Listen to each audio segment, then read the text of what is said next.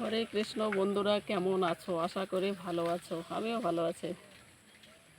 ভালো থাকো এই কামনাই করি, সবাই ভালো থাকো। আমার পাশে থাকার জন্য অসংখ্য অসংখ্য ধন্যবাদ, অনেক অনেক ভালোবাসা।